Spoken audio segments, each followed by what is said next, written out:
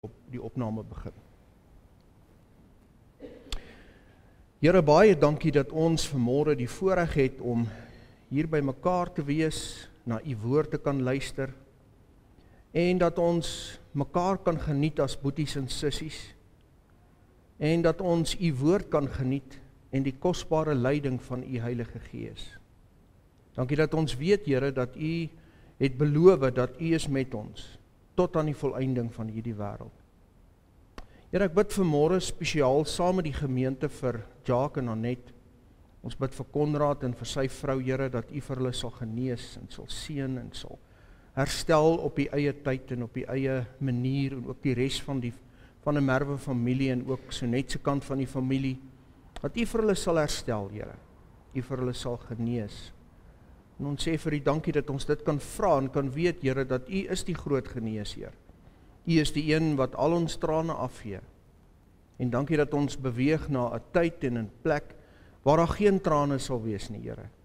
En ons wil bid dat u vir ons sal help om ons oë op daardie plek te hou. Ten spyte van die seer wat ons hier beleef, die onvolmaaktheid wat ons hier deurgaan, Here, dank ons u dat ons op pad is na 'n volmaakte plek toe. En ons sê vir u dankie. Seën ons nou vanmôre uit u woord, en ons dankie dat ons dit kan vra in Jesus se naam. Amen. Vriende, ons het verlede week nog steeds stil gestaan in Jesaja hoofstuk 43, en ons is vanmôre die laaste keer in Jesaja 43, en verlede week het ons gesien dat God vir elkeen van ons wil wees wat hy vir Israel is, hulle skepper, hulle verlosser, hulle heilige, hulle koning. God wil al daardie dinge vir ons ook wees. Hy wil ons skepper wees, ons verlosser, ons heilige en ons koning. Vanmôre gaan ons by die laaste gedeelte van Jesaja 43 stil staan, en die tema vandag is die pad van geestelike agteruitgang. En dis vir my baie kenmerkend dat God juis in hierdie laaste deel van Jesaja 43 vir die volk verduidelik, hoe het hulle wegbeweeg van hom af. So blaai saam met my na Jesaja 43, en ons gaan saam lees van vers 22 tot 28, voordat ons gaan begin om na hierdie gedeelte te kyk. In vers 22 sê die Here deur Jesaja vir Juda: "Nogtans het jy my nie aangeroep nie, o Jakob, dat jy jou vir my sou vermoei het nie, o Israel. Jy het vir my nie gebring die kleinvee van jou brandoffers, en met jou slagoffers het jy my nie geëer nie. Ek het jou geen oorlas aangedoen met spysoffers en jou nie vermoei met wierook nie. Jy het vir my geen kalmoes met geld gekoop, en met die vet van jou slagoffers my nie verkoop nie. Maar jy het my oorlas aangedoen met jou sondes. Jy het my vermoei met jou ongeregtighede." Vers 25, Ek is dit wat jou oortredinge uitdaag om my ontwil, en aan jou sondes dink ek nie. Maak my indagtig, laat ons teen mekaar pleit. Vertel jy dat jy in gelyk gestel kan word.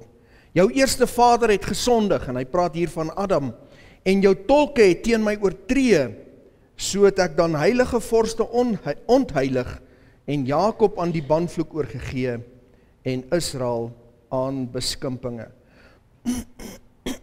Vriende, ten spyte van die feit dat God hulle uiteindelik weer na Jerusalem sal terugbring, ten spyte van die feit dat hy hulle self, soos ons verlede week sou gesien het, self uit Babylon sou lei terug na Jerusalem toe, ten spyte van die feit dat hy vir hulle sou voorsien deur die wildernis vir 'n tweede keer, ten spyte daarvan dat hy hulle skepper is en hulle verlosser, hulle heilige, hulle koning, ten spyte van alles wat God vir hulle is, en alles wat God vir hulle gedoen het, bly God se volk hart van hart.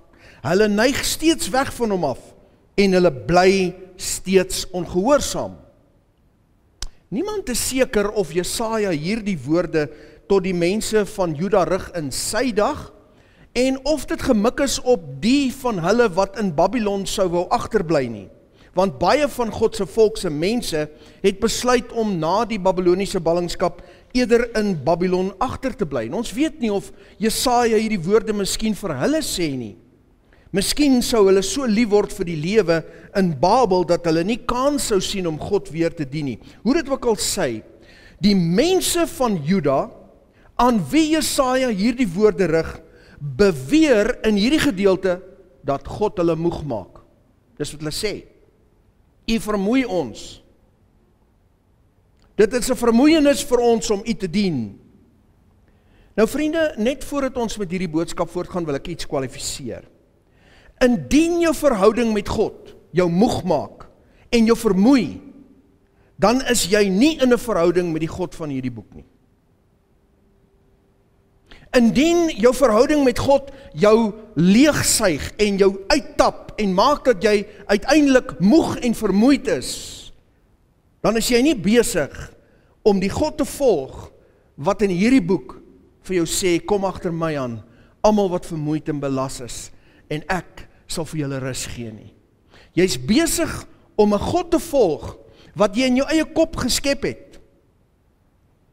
Of jy's besig om 'n God te volg wat iemand anders vir jou geskep het. Baie kinders volg die God wat hulle ouers vir hulle geskep het, 'n kwaai God, 'n onvriendelike God, 'n kritiese God wat onmoontlik is om ooit tevrede te gestel te word, 'n God wat konstant meer en meer verwag. Kortom, 'n God van godsdiens. En ek sê spesifiek 'n God van godsdiens, want dit is al wat hierdie geskepte God verteenwoordig. En dan by implikasie is dit dan ook net mense se interpretasie van hoe moet ek hierdie God dan nou dien. Liefdelose streng reëls, onbuigbare eise wat net meer en meer en meer word. 'n Verwarrende tweeledigheid wat mense se kinders in hulle eie lewens sien, in die lewens van hulle ouers, wanneer hulle in die week iemand is, maar op 'n Sondag iemand anders. Pa vloek en skel en suip in die week, maar Sondag gaan sit hy ewe vroom met sy baadjie aan en sy das in die kerkbanke en hy ja en amen saam met al die mense. Daai tweeledigheid van godsdiens verwar kinders. En dit skep 'n beeld van 'n God wat nie die God van hierdie boek is nie. Meeste jong mense in so 'n geval draai hulle rug weg van hierdie sogenaamde God na die wêreld. En 'n mens kan dit verstaan, vriende. Maar kan ek dit vanmôre vir jou sê uit die woord van die Here? Die Heilige van Israel sal jou nooit vermoei nie. Die Heilige van Israel sal jou nooit leegsuig nie. Die Heilige van Israel sal jou eerder vervul en verkoop. Die Heilige van Israel sal jou nooit van jou vreugde beroof nie. Hy sal jou vul met diep standhoudende vreugde. Hy sal jou nooit verwar nie, want sy woord is duidelik en waar. Luister weer na ons Heiland in Matteus 11, vers 25 en 26, en daardie tyd het Jesus gespreek en gesê, ek loof U, Vader, Here van die hemel en die aarde, dat U hierdie dinge verberg het vir wyse en verstandige mense, en dit aan kindertjies geopenbaar het. Ja, Vader, want so was dit U welbehaag. So eenvoudig is 'n verhouding met God. So eenvoudig is die evangelie, dat 'n kindjie met God kan wandel. En dan sê ons Heiland in vers 28, 29 en 30, kom na my toe, almal wat vermoeid en belas is, en ek sal julle rus gee. Neem julle juk op my en leer van my, want ek is sagmoedig en nederig van hart, en julle sal rus vind vir julle siele, want my juk is sag en my las is lig. Ek sê weer, as jou wandel met God jou vermoei, is jy nie besig om die Heilige van Israel te volg nie. Dan moet jy ondersoek instel na jou eie lewe. Is jy waarlik in die geloof? Is jy waarlik wedergebore? Wandel jy saam met die dierbare Heiland wat hier beskryf word? Die een wat vir ons gesterwe het? Of is jy met een of ander vermoeiende godsdiens besig?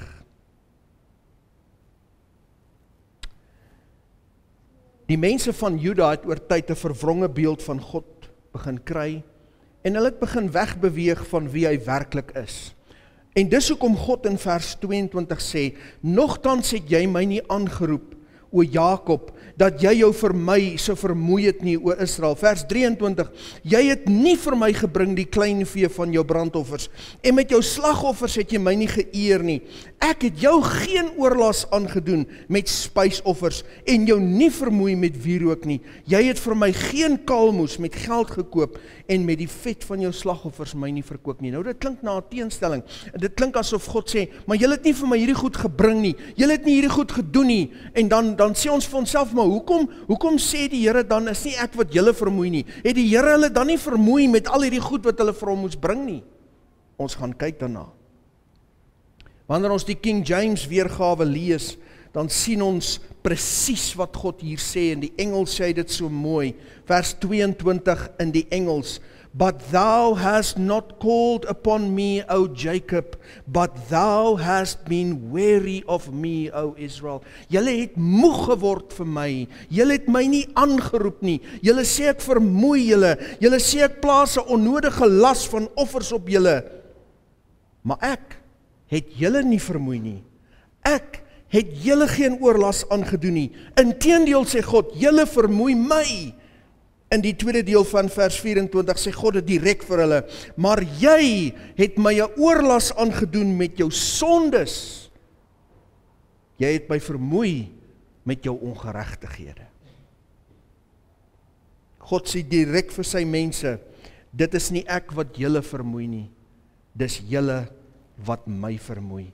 Dis julle wat my uitput met julle sonde en met julle ongeregtighede. Nou vriende, hierdie is 'n klassieke geval van wat die geesteswetenskappe noem projeksie.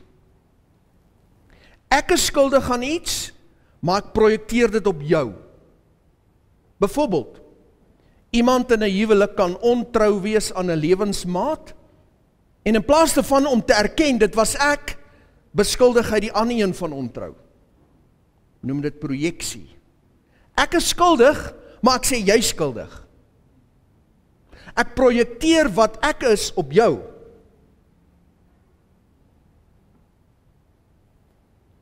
Juda vermoei God en hulle weet dit, maar hulle beweer dat hy hulle vermoei.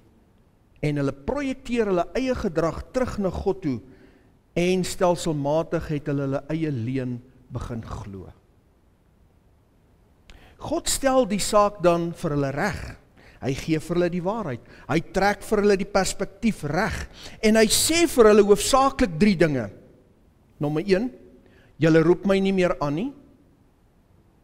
Nommer 2, julle eer my nie meer met brandoffers en slagoffers nie.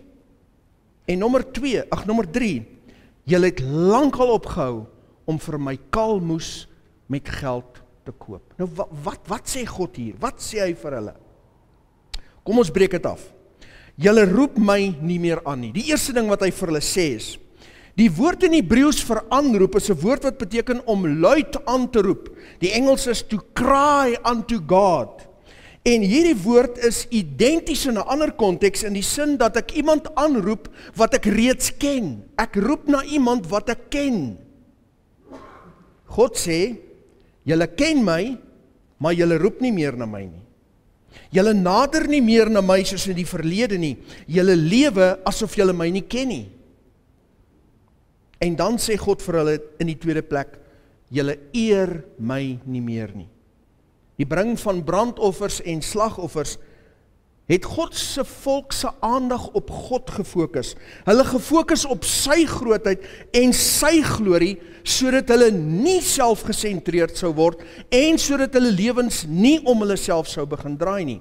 Jy sien, die mens in sy sondige en selfsugtige toestand is geneig om net op hom en haarself te fokus, om baie vinnig selfgesentreerd te word. Dit is die natuurlike toestand van die mens.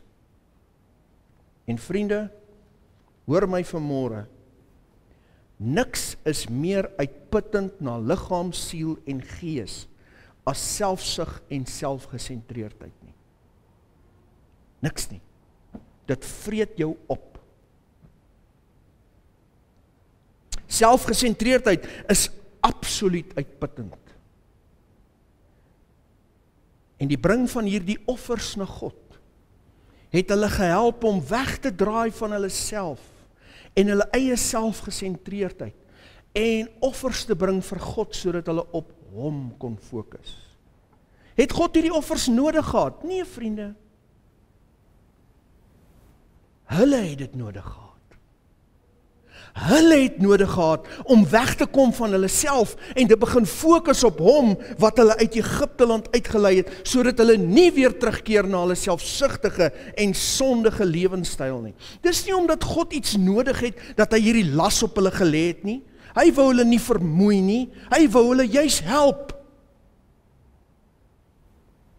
En hy sê vir hulle, julle fokus is nie meer op my nie.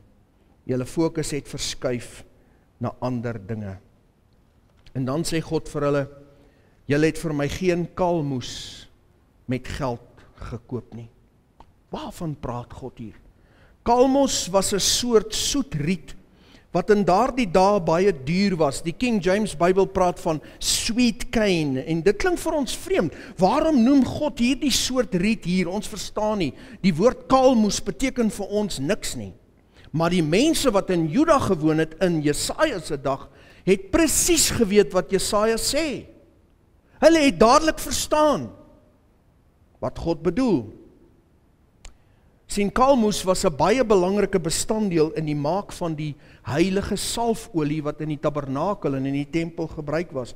Ons lees daarvan in Eksodus 30, vers 22 tot 33. Kom ons lees hier die hele gedeelte, dat jy net kan verstaan hoe belangrik was hierdie kalmoes.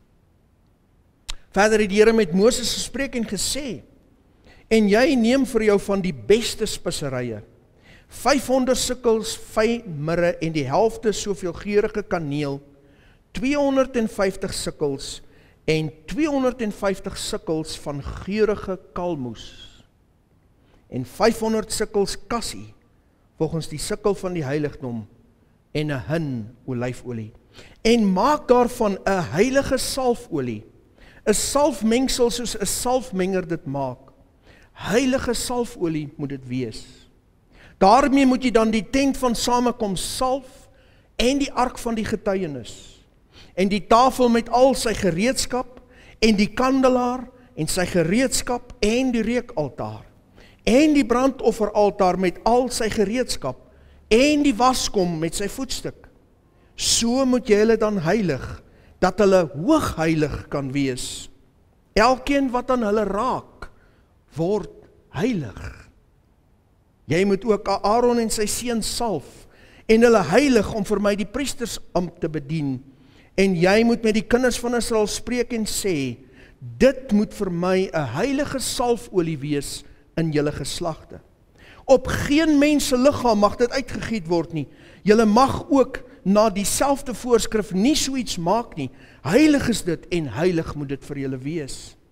Elkeen wat so iets meng of iets daarvan aan 'n onbevoegde laat kom, moet uit sy volksgenote uitgeroei word. Indien daar nie kalmoes was nie, kon die priesters nie die heilige salfolie maak nie, en kon niks in die tabernakel en in die tempel geheilig word nie. Dit was belangrik in alles wat met betrekking tot die aanbidding van God gestaan het, die heilige van Israel. Niks kon in sy teenwoordigheid inkom wat nie eers geheilig was deur hierdie heilige salfolie nie, wat nie afgesonder was nie. Wat God is vir hulle sê in hierdie vers is, heiligheid is nie meer vir julle belangrik nie. Julle roep my nie meer aan nie, julle eer my nie meer nie, en heiligheid is nie meer vir julle belangrik nie. En by implikasie, my teenwoordigheid is nie meer vir julle belangrik nie, want God woon net waar dit heilig is. God kan nie met ongeregtigheid deel, 'n plek deel of 'n hart deel nie. Dit kan nie gebeur nie. God kan nie in 'n plek woon wat nie geheilig is nie. Vriende, kalmoes was 'n duur item. Dit het hulle gekos om dit aan die Here te gee. En dan wil 'n mens die vraag vra, maar is God dan gierig? Wil hy mense nou nog maak betaal ook vir 'n verhouding met hom? Hy verwag van hulle om offers te bring, en nou moet hulle nog geld ook gee, duur goedkoop. Is God dan nie regtig besig om hulle te vermoei nie? Nee, vriende. God doen dit, want hy wil by hulle die begrip vestig, dat heiligheid nie goedkoop is nie. Hy wil by hulle die saad plant, dat om heilig met God te wandel, is nie goedkoop nie. En daarin lê vir ons die idee, dat daar 'n kruis op pad is op Golgotha.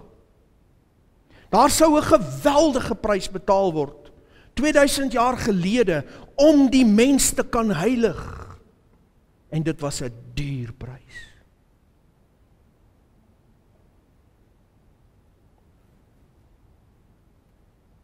Die volk van God het deur hulle gedrag en hulle optrede, hulle self van God af verwyder.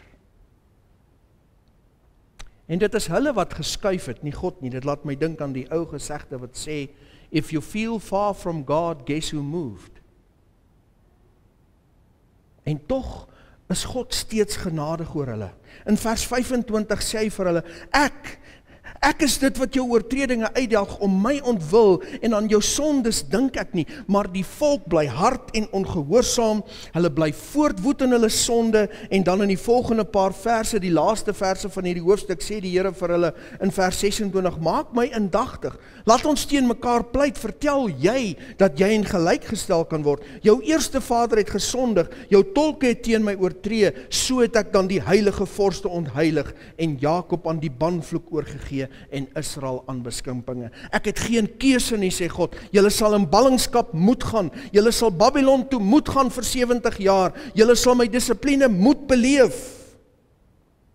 Want julle wil nie omdraai nie. Vriende, in hierdie gedeelte sien ons die klassieke pad van geestelike agteruitgang reeds in die Ou Testament. En dit verloop amper altyd op dieselfde manier. Dit begin in die eerste plek by God wat vir hulle sê, julle roep my nie meer aan nie. Wanneer ons wedergebore word en wanneer ons by die kruis uitkom en ons sonde word vergewe en ons is so dankbaar, ons name is geskryf in die boek van die lewe, dan is ons geestelik lewendig en ons is aan die brand en ons is in 'n diep verhouding met die Here en ons roep hom aan vir alles. Ons praat met God oor alles.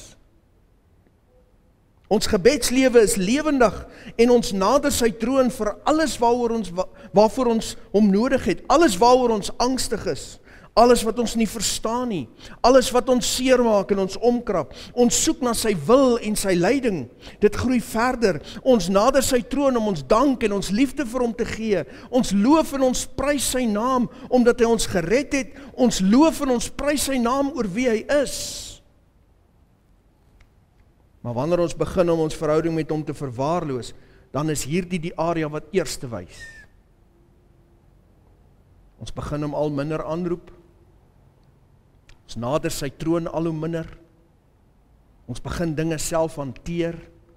Ons begin al hoe meer steun op ons eie insig. En wat dan gebeur, is die volgende. Julle bring nie meer vir my offers nie. God se eer word minder en minder belangrik. God se naam word minder en minder belangrik. God se koninkryk word minder en minder belangrik. Ons gee nie meer nie, ons help nie meer nie, ons veg nie meer nie, ons stry nie meer nie. Alles begin moeite raak vir ons en ons geestelike lewe begin vir ons 'n moeitevolle wandel. Want ons is nie meer opgewonde nie. Dit word moeite en ongemak om te gee. Dit word moeite en ongemak om te help. Dit word moeite en ongemak om ander te ondersteun. Dit word moeite en ongemak om betrokke te bly in die koninkryk van God. En stadig maar seker draai ons fokus weer terug na onsself, ons eie gesin, ons eie agenda, ons veiligheid en ons oorlewing. Die Here Jesus se woorde, soek eers die koninkryk van God en sy geregtigheid, vervaag vir ons in die agtergrond. Ons glo nie meer dat hy alles sal byvoeg wat ons nodig het nie. En dan begin ons weer die dinge van hierdie wêreld lief kry. Status raak weer belangrik. Om die beste en die nuutste te hê word weer belangrik. Wat ander mense dink word belangrik. En vriende, wat kan meer uitputtend wees as dit om die beïndruk rotresies te hardloop? Wat kan meer uitputtend wees as dit? Dis ongelooflik uitputtend. En dan gebeur die volgende. Heiligheid is nie meer vir julle belangrik nie. Die derde gedeelte van hierdie proses is baie kenmerkend. As ons God nie meer aanroep nie, en ons eer hom nie meer nie, dan begin ons wegbeweeg van heiligheid af. Kompromie met sonde is die derde en laaste fase van hierdie agteruitgang. Ons begin weer 'n soapie maak en later vloei die drank. Die gekruide taal kom weer na vore. Ons begin weer plekke besoek waaruit die Heiland ons verlos het. Ons begin weer dinge doen waarvan hy ons bevry het. En stadig maar seker sink die mens weg in 'n nuwe moeras van sonde, soos die volk van God soveel duisende jare gelede. Deur ons eie optrede of gebrek aan optrede, deur ons eie toedoen. Nou weet ek, vriende, dat daar mense is wat glo dat as ons eenmaal gered is, dan is ons altyd gered. Dat geen bloedgewaste kind van die Here ooit verlore kan gaan nie. Maar wanneer ek die Nuwe Testament lees, dan sien ek dit nie. Petrus skryf in sy tweede brief in hoofstuk 2 aangaande die valse profete en die leraars, en uit sy trant van sy skrywe kan 'n mens sien, hy praat hier van mense wat waarlik gered was. Kom ons lees dit saam.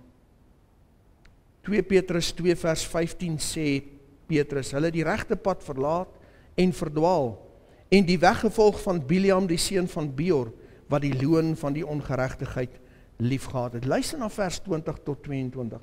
Want as hulle, nadat hulle deur die kennis van die Here en Saligmaker, Jesus Christus, die besmettinge van die wêreld ontvlug het. Hier praat hy van wedergebore mense.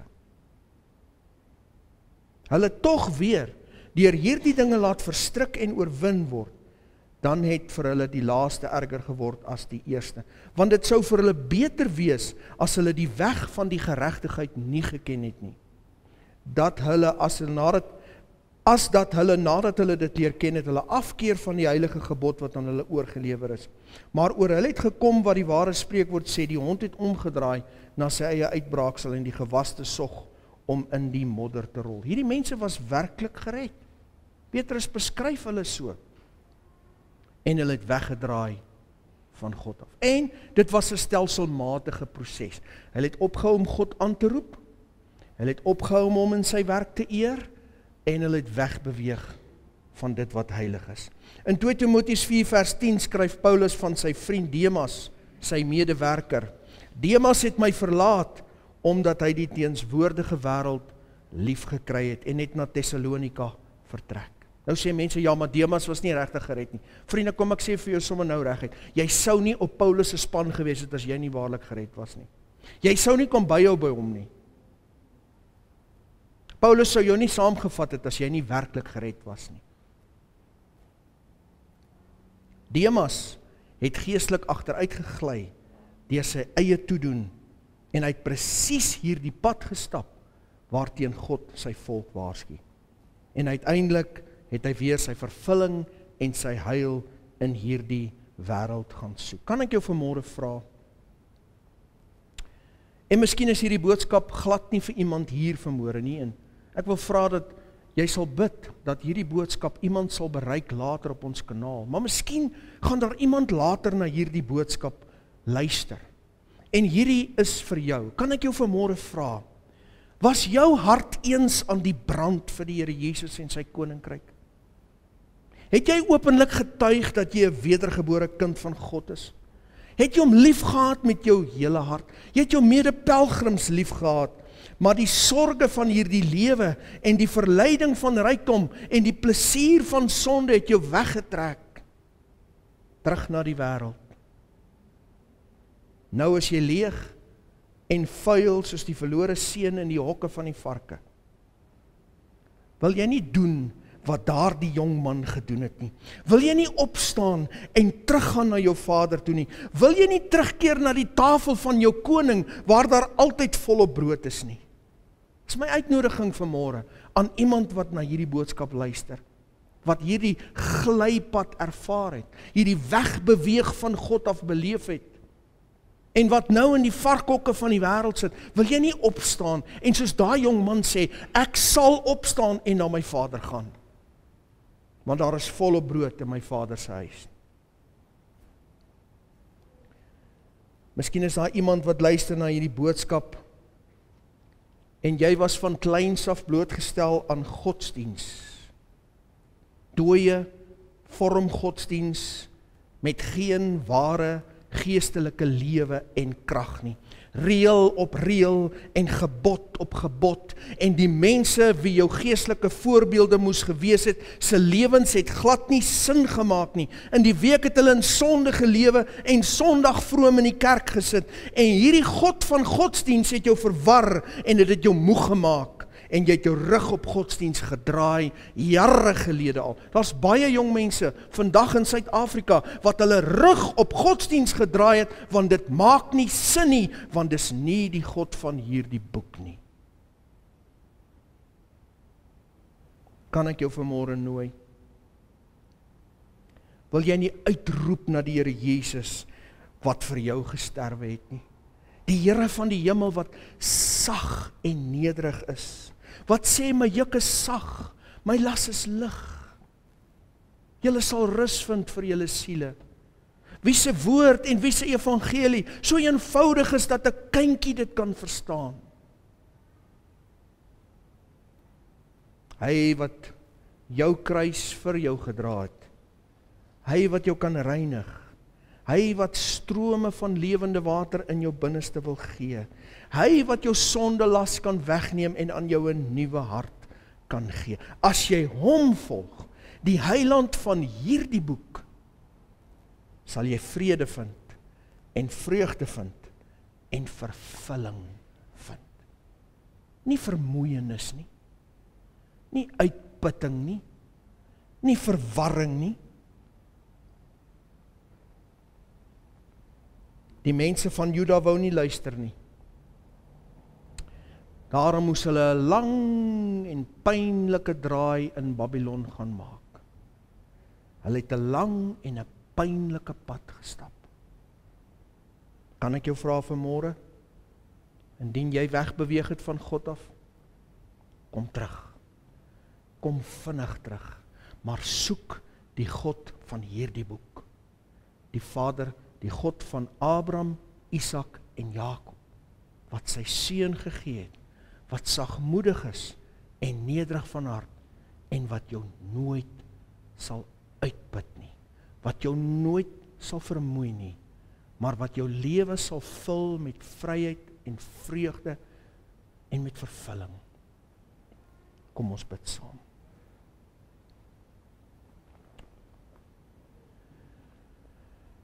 Here, ek saam met ons gemeente wil kom bid vanmôre vir elke persoon wat nodig het om terug te kom na U toe, wat hierdie pad van agteruitgang beleef het, eens 'n hart gehad het wat warm was vir U, Here, wat U naam aangeroep het, wat U geëer het met hulle lewens, wat heiligheid nagejaag het,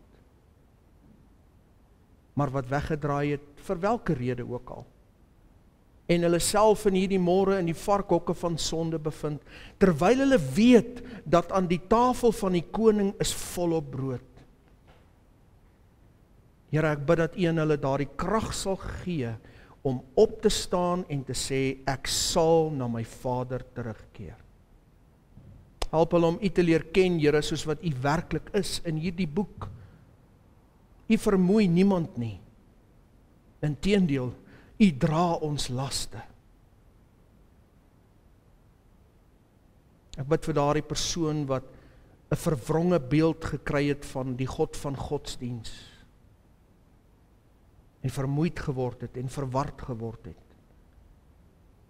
Ek bid, Here, dat U Uself in hulle sal openbaar soos wat U werklik is, en dat U daardie harte sal ontsluit om U te volg soos wat U is, nederig en sagmoedig van hart. Sal U genade gee, Here. Sal U ons help. In Jesus se naam. Amen.